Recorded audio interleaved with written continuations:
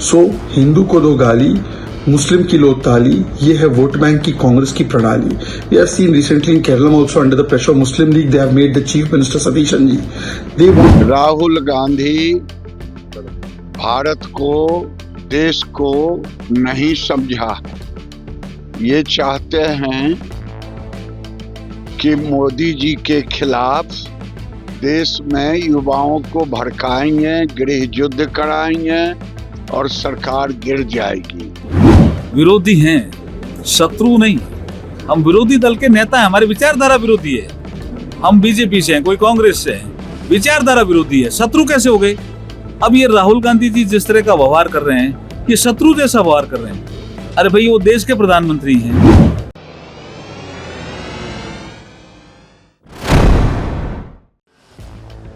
आदाब, मैं हूं मुमताज आलम रिजवी और इस वक्त मैं बात करूंगा कांग्रेस के लीडर और लोकसभा में अपोजिशन लीडर राहुल गांधी। जी हां, राहुल गांधी फिर भाजपा के निशाने पर हैं और ये निशाना मुसलमानों के हवाले से दिए गए एक बयान को लेकर के है। जी हां, फिर मुस्लिम अपीजमेंट का इल्जाम लगाया है भारतीय जनता पार्टी ने। दरअसल ऑल इंडिया कांग्रेस कमेटी जो माइनॉरिटी डिपार्टमेंट है, जिसके चेयरमैन इमरान प्रतापगढ़ी हैं, जो महाराष्ट्र से सांसद भी हैं, उन्होंने एक नया डिपार्टमेंट बनाया है। जी हाँ, सलाहकार परिषद, माइनॉरिटी डिपार्टमेंट का सलाहकार परिषद बनाया है और उसकी पहली मीटिंग थी। उसमें राहुल गांधी को बतौर मेहमान खुसूसी इनवाइट किया गया था, दावत दी गई थी। वहीं पर बातचीत चल रही थी। बातचीत के दौरान यहाँ पे देखिए जो उन्होंने कहा है वो मैं बताता हूँ। कांग्रेस अल्पसंख्यक विभाग की सलाहकार परिषद की बैठक में राहुल गांधी ने पार्टी के मुस्लिम नेताओं से अपने समुदाय के मुद्दे को मुखरता से यानी जोरदार तरीके से उठाने को कहा। उन्होंने ये भी कहा कि किसी मुसलमान के साथ अगर ज्यादती हो, अन्याय हो, तो अन्याय होने पर केवल अल्पसंख्यक शब्द के पीछे छिपने के बजाय विशेष रूप से मुसलमान के रूप में अपनी आवाज उठानी चाहिए। यानी सिर्फ अल्पसंख्यक न कहा जाए बल्कि लफ्ज मुसलमान इस्तेमाल करना चाहिए। अब इस पर बीजेपी ने पलटवार किया। बीजेपी के जो कौमी तर्जुमान है शहजाद पूनावाला, उन्होंने कहा है कि कांग्रेस का एक ही फार्मूला है, हिंदू को गाली और मुसलमानों को ताली। ये अब इसके बाद एक हंगामा सा खड़ा हो गया है। टीवी चैनलों पे डिबेट की जा रही है कि आखिर राहुल गांधी ने ये क्यों कहा कि वो मुसलमानों को मुसलमान कहें, अल्पसंख्यक ना कहें। ये बात आई कहां से, क्यों ये बात कही? आपको याद होगा कि इससे पहले 2018 में इसी तरह से जो माइनॉरिटी डिपार्टमेंट है कांग्रेस का, उस वक्त उसके चेयरमैन नदीम जावेद थे। उन्होंने एक मीटिंग बुलाई थी, इंटेलेक्चुअल्स की मीटिंग बुलाई थी, बिल्कुल इसी तरह की, और उसमें कई प्रोफेसरान, कई अहम शख्सियत उसमें शामिल हुई थी।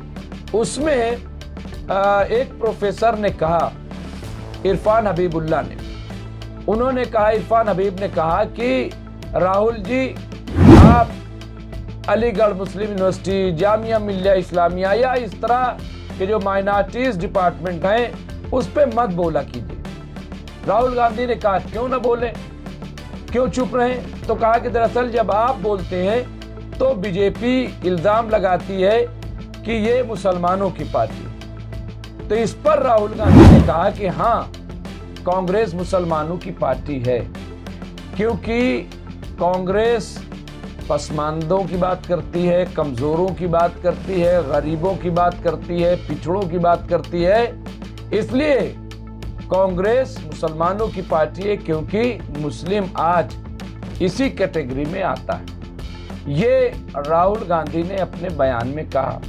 उसे उस वक्त मैं इंकलाब में चीफ ऑफ नेशनल ब्यूरो था, मैंने बगैर किसी उसके सिर्फ ये हेडिंग लगाई कि हाँ, कांग्रेस मुसलमानों की पार्टी है, और नीचे राहुल गांधी, और डिटेल भी लिखी थी। ऐसा नहीं कि डिटेल नहीं लिखी थी, और बाकायदा एक पैरा पूरा बनाया था कि क्यों ये बात कही गई। वो शाहिद सिद्दीकी जो साबिक मेंबर पार्लियामेंट हैं, सीनियर जर्नलिस्ट हैं, उन्होंने मेरी खबर को ट्वीट कर दिया कि ये क्या बयान दिया। उसको बीजेपी ने उठा लिया, बीजेपी ने एक तूफान खड़ा कर दिया और एक हंगामा, यहां तक कि जो वजीर आजम नरेंद्र मोदी है, उन्होंने एक रैली में इसी इंकलाब की खबर, मेरी खबर को उन्होंने पढ़ा और कहा कि कांग्रेस खुद कह रही है कि हाँ, कांग्रेस मुसलमानों की पार्टी है। एक हंगामा सा खड़ा हो गया। सुरजेवाला है, उन्होंने भी पूरी खबर नहीं पढ़ी और उन्होंने बीजेपी और इंकलाब को निशाना बनाया। इंकलाब को इसलिए निशाना बनाया कि ये दैनिक जागरण ग्रुप ने इसे ले लिया है, तो इसलिए इसने लिखा है, जबकि उसमें ऐसा कुछ भी नहीं था। डिफेंसिव मोड में पूरी कांग्रेस आ गई और सफाई पेश करने लगी।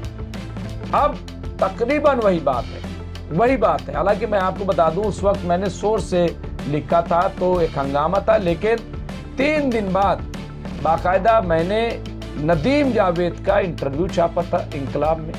नदीम जावेद का इंटरव्यू छापा था और जो बात मैंने सोर्स के हवाले से लिखी थी वो मैंने ओपनली लिख दी और नदीम जावेद ने कहा कि भाई खबर कुछ भी गलत नहीं है, ये बात राहुल गांधी मानते, ये बात कांग्रेस मानती। और मैंने लिखा कि इंकलाब की खबर पर कांग्रेस की मुहर। उसके बाद तो भूचाल सा आ गया। आज भी वही ट्रेंड चल रहा है। अब यहाँ पे तकरीबन वही बात राहुल गांधी ने दोहराई। राहुल गांधी ने कहा कि भाई क्यों आप मुसलमान का नाम नहीं लेंगे, क्यों मुसलमानों का जिक्र नहीं करेंगे, क्यों आप अकलियत में छिपेंगे।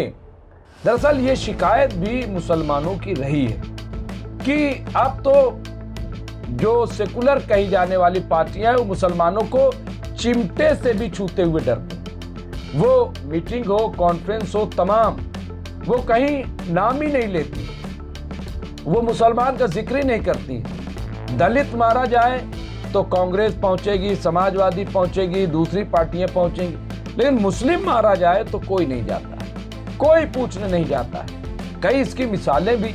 तो लोग कांग्रेस से भी नाराज हैं। हालांकि बीजेपी कह रही कि ये अपीजमेंट है, मुस्लिम अपीजमेंट कर रही, और बीजेपी दोहरी मार मारने की कोशिश करती कांग्रेस। एक तो ये कहती है कि मुस्लिम अपीजमेंट है, यानी मुसलमानों की बात कांग्रेस करती। दूसरा ये कहती है कि मुसलमानों के लिए कांग्रेस ने किया क्या। अगर मुसलमानों के लिए कुछ किया होता तो सच्चर कमेटी की जो रिपोर्ट आई जिसमें कहा गया कि मुसलमानों की हालत दलितों से भी बदतर हो गई, वो ना होती, ये इल्जाम भी लगाती। तो एक तरह फिर आप देखिए 2014 में जब एंटोनी रिपोर्ट आई, यानी जब 2014 के लोकसभा चुनाव में कांग्रेस बुरी तरह से हारी, तो एक कमेटी बनाई AK एंटोनी की निगरानी में, जो उनके महासचिव थे, जनरल सेक्रेटरी, और उन्होंने रिपोर्ट दी कि मुसलमानों की वजह से कांग्रेस हारी। ये उन्होंने रिपोर्ट दी। वो दिन है और आज का दिन है, बड़े चेंजेस हमें नजर आते हैं। पहले आपको याद है कि बाकायदा इफ्तार पार्टी भी कांग्रेस देती थी, कई अहम मीटिंगें भी करती थी, जिक्र भी करती थी। मैं कई चीजें बताऊंगा क्योंकि मैंने उस खबर को लिखा। लेकिन उसके बाद धीरे धीरे आप देखिए कि इफ्तार पार्टी का सिलसिला भी कांग्रेस ने खत्म कर दिया। किसकी वजह से? बीजेपी की डर। हालांकि बार बार राहुल गांधी कहते हैं कि हम किसी से नहीं डरते, उनके बयान भी आते हैं, जैसा कि अभी बयान आया कि खुल के कहिए। तो फिर ये डरवाता कौन है राहुल गांधी को, ये रोकता कौन है राहुल गांधी को, और इससे फर्क क्या पड़ता है? 2018 में जब मैंने ये रिपोर्ट लिखी थी तो उसके कुछ महीने बाद राजस्थान का चुनाव हुआ, मध्य प्रदेश का चुनाव हुआ और छत्तीसगढ़ का चुनाव हुआ। तीनों जगह कांग्रेस जीत के आई, तीनों जगह सरकार बनी, तो कोई असर नहीं। जबकि कांग्रेसी कह रहे थे कि इस खबर की वजह से कांग्रेस डूब गई। मीम अफजल साहब ने खुद मुझे फोन करके कहा कि बहुत पीछे चली गई, आपने क्या लिख दिया, जबकि ऐसा कुछ भी नहीं। मैं फिर कह रहा हूं, और उस पर कांग्रेस ने मोहर भी लगाई। लेकिन मैं आपको बताता हूं, ये चूंकि बहुत इंपॉर्टेंट चीज है कि कांग्रेस किस तरह से बैकफुट पे आ जाती या उसे लाया जाता है। राहुल गांधी बोलते हैं और कोई गलत नहीं बोलते हैं, लेकिन फिर भी आप देखिए कि यहाँ पे अब आपको मैं बताता हूं कुछ चीजें। देखिए सबसे इम्पोर्टेंट बात ये 2014 एंटोनी रिपोर्ट के आने के बाद अगर आप देखेंगे तो जो मुस्लिम तर्जुमान है, स्पोक पर्सन है, वो बिल्कुल टीवी चैनलों से और एआईसीसी में जो पोडियम है जहाँ पे डेली रूटीन ब्रीफिंग होती, वहां से मुस्लिम लीडरान को बिल्कुल हटा दिया गया। उस वक्त 4 तर्जुमान बनाए गए थे। मीम अफजल साहब थे, सलमान खुर्शीद थे, गुलाम नबी आज़ाद थे और 1-2 और राशिद अलवी या कोई उसमें था, लेकिन किसी को नहीं। टीवी चैनल पैनल पे नदीम जावेद थे। नदीम जावेद के अलावा भी कई लोग थे जो टीवी चैनल पे जा करके बातें करते थे। इन सब को हटा दिया गया। सबको, किसी को पोडियम पे आने की इजाजत नहीं थी। आप जाकर के खंगाल लीजिए, जो आते थे वो सिर्फ साथ में मीटिंग खत्म होने के बाद गुलाम नबी आज़ाद आते थे या सलमान खुर्शीद आते थे। बाद में भी चाहे वो मेंबर पार्लियामेंट बने हो, नासिर हुसैन साहब हो या इमरान प्रतापगढ़ी हो या और इस कबील पे शमा मोहम्मद को बनाया गया तर्जुमान। और जब मैं इस पे कई मैंने खबरें लिखी थी कि ऐसा क्यों कांग्रेस कर रही है, क्यों मुसलमानों को इस तरह से हटा रही है, जबकि बीजेपी में तो सब आते, उस वक्त भी आते थे और अब भी आ रहे हैं। ये कांग्रेस ने ऐसा क्यों किया, कहां का दबाव है? जब मैं खबर लिखता था तो दिखावे के लिए अगल बगल में उन्हें बिठा लिया जाता, लेकिन किसी को मैं आपको बता रहा हूं, आज भी राशिद अलवी बोलते हैं तो वो कांग्रेस स्पोक पर्सन की हैसियत से नहीं बोलते, वो एक लीडर के तौर पे बोल देते हैं, बयान दे देते हैं। मीम अफजल साहब तो वो भी बंद कर चुके हैं, कहीं बोलते ही नहीं है। और ये जो इमरान प्रतापगढ़ी, ये माइनॉरिटी चेयरमैन की हैसियत से बोलते हैं, संसद में बोलते हैं तो एक संसद की हैसियत से बोलते हैं। नासिर हुसैन साहब भी आप देखिए कि वो रूटीन की प्रेस कॉन्फ्रेंस नहीं आते जहां सवाल जवाब होता है, नहीं उनको बिठाला जाता। शमा मोहम्मद भी बनाई गई एक बार भी, वहां एक आध बार उनको बराए नाम, लेकिन उन्हें नहीं बिठाला जाता। ये क्यों? बार बार ये सवाल होता है। अब राहुल गांधी कह रहे हैं कि आप बात करो।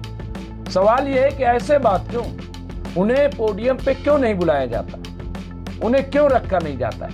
अब चूंकि उत्तर प्रदेश का चुनाव है, बंगाल में सबने हश्र देखा कि बंगाल में क्या हुआ। अब यूपी का चुनाव है, बंगाल में 30% मुसलमान, यूपी में 20% मुसलमान, और यहां पे समाजवादी पार्टी और कांग्रेस में गठबंधन। तो अब बीजेपी तो जाहिर सी बात है अपना खेल खेलती, बीजेपी तो 80-20 की राजनीति करती, लेकिन क्या महज इसलिए 80% एकजुट हो जाएगा कि मुसलमानों की बात क्यों हो रही, और जहां मुसलमानों की बात नहीं होती क्या वहां पे एकजुट नहीं होते? ये एक बिला वजह की। फिर आपकी लीडरशिप कहां रही?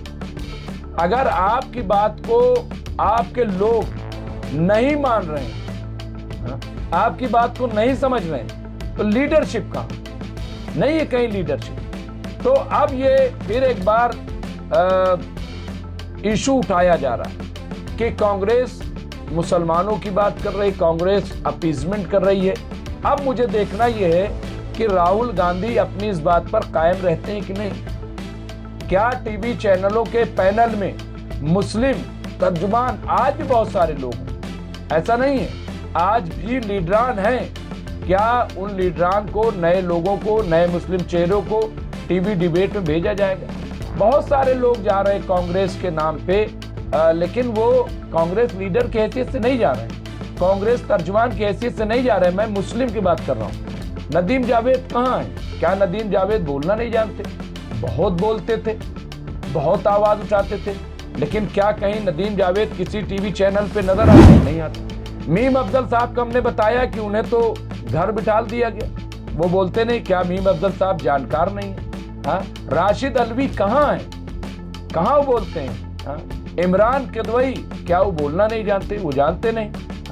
इसी तरीके से शमा मोहम्मद या और इस कबील के बहुत सारे ऐसे चेहरे, मुस्लिम चेहरे। तो क्या अब राहुल गांधी उन लीडरान को लाएंगे सामने? उन्हें इस बात की इजाजत होगी कि वो एआईसीसी में ब्रीफिंग करें और वो टीवी चैनलों पर भी जाएं और बात रखें? डर किस बात का है? अगर आप सेकुलरिज्म की राजनीति कर रहे हो तो कम्युनलिज्म से डर किस बात का है? क्यों आपको लगता है कि मुसलमानों की बात करने से आपका वोटर भाग जाएगा? तो इसका मतलब कि कोई सेकुलर ही नहीं रहा। ये राजनीति क्यों शुरू से ये राजनीति हो रही है कि मुस्लिम वहीं से खड़ा होगा, उम्मीदवार होगा जहां मुसलमान होंगे? क्यों ऐसा है? अगर अखिलेश यादव आजमगढ़ से लड़ सकते हैं, अगर रुचि वीरा मुरादाबाद से लड़ सकती हैं जहां 60% मुस्लिम है, तो बिजनौर से एसटी हसन क्यों नहीं लड़ सकते और उन्हें वोट क्यों नहीं मिलेगा? और अगर आप कन्वर्ट नहीं करा पा रहे हो अपने गैर मुस्लिम यानी हिंदुओं को या दूसरे मजहब के लोगों को, तो आपकी लीडरशिप कहां है? ये तो फिर वो अपने लोगों को वोट दे रहे हैं, आपको तो वोट दे नहीं रहे। ये सिर्फ और सिर्फ एक पार्टी है, बहुजन समाज पार्टी, जिसे किसी कोई मतलब नहीं होता कि कौन उम्मीदवार है और कौन नहीं है। उसे मतलब होता है अपने लीडर आदरणीय कुमारी बहन मायावती और निशान हाथी कोई भी हो, XYZ वोट देते हैं। आखिर इस तरह की सोच कांग्रेस समाजवादी पार्टी दूसरी क्यों नहीं पैदा कर पाती? रुचि वीरा को तो मुसलमान जिता देता है मुरादाबाद से, लेकिन बिजनौर में एसटी हसन को टिकट दे दिया जाए और जितवाया जाए, ये हिम्मत आखिर समाजवादी पार्टी क्यों नहीं कर पाती? कांग्रेस इस तरह की राजनीति क्यों नहीं कर पाती? राहुल गांधी जाके केरला से जीत करके आ जाएंगे, प्रियंका गांधी केरला से जीत के आ जाएंगे क्योंकि वहां मुस्लिम है। तो सवाल यह है कि मुस्लिम कहां से जीत के आए, ये तो बताइए। वो कहां से जीत के आए, उसे आप कहां से उम्मीदवार बनाओगे? उसको गैर मुस्लिम एरिया से बनाइए जहां कम अमुस्लिम हो, हिंदू ज्यादा हो, और इस तरह से एक माहौल बनाइए। तो इसलिए मौका किसने दिया, ये बहुत इंपॉर्टेंट है। तो बहरहाल अब ये हिंदू मुस्लिम की राजनीति फिर छिड़ने वाली है क्योंकि उत्तर प्रदेश में चुनाव है। लेकिन मैं कहूंगा कि कांग्रेस बीजेपी की पिच पर मत खेले। कांग्रेस का जो अपना नजरिया है, जो मैनिफेस्टो है, उसी पे आगे बढ़े और खुल करके, अगर राहुल गांधी कह रहे हैं तो सिर्फ माइनॉरिटी डिपार्टमेंट की मीटिंग में नहीं बल्कि तमाम मीटिंगों में वो ये कहें और अपने मुस्लिम लीडरान को टीवी पैनल पे और AICC के पोडियम पे आने का मौका दें, उन्हें बोलने का मौका दें, उन्हें बोलने का मौका दें, मीडिया को फेस करने का मौका दें। बहुत बहुत शुक्रिया।